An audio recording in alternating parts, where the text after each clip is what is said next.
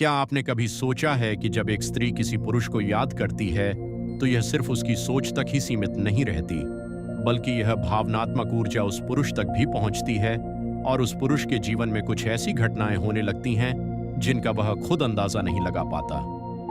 इस वीडियो में हम आपको बताएंगे कि जब एक स्त्री किसी पुरुष को याद करके तड़पती है, तो उसके जीवन में कौन-कौन सी यह दो घटनाएं होती हैं।